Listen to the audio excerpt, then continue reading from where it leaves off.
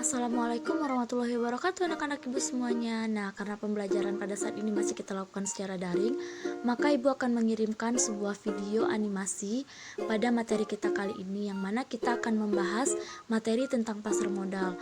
Nah, kalian pasti bertanya-tanya, Bu, apa sih pasar modal itu? Nah, di sini ibu akan menjelaskan tentang pengertian pasar modal, fungsi pasar modal, dan peranan pasar modal.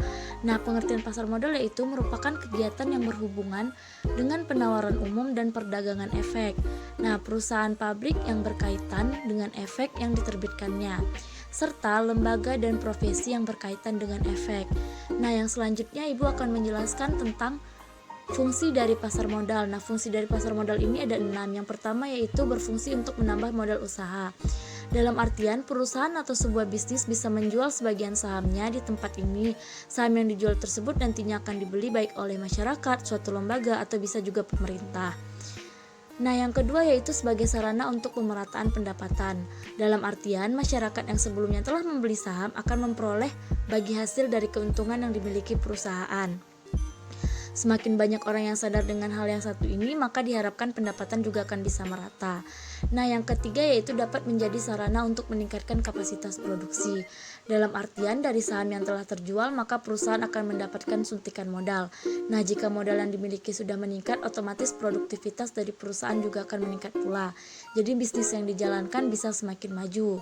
Nah, yang keempat yaitu bisa menciptakan lapangan pekerjaan.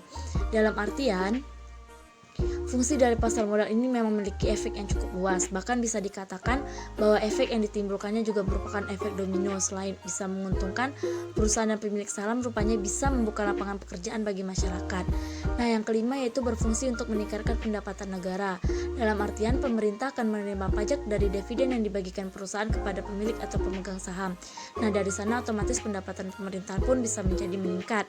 Nah, yang terakhir yaitu sebagai indikator perekonomian suatu negara. Berarti hal tersebut menandakan bahwa aktivitas perekonomian suatu negara itu memang baik.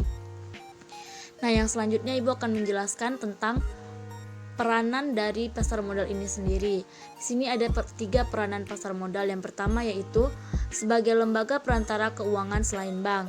Nah, yang kedua yaitu menyediakan tempat bagi para pemilik modal untuk ikut berpartisipasi. Nah, yang ketiga yaitu sebagai sarana untuk melakukan transaksi jual beli saham.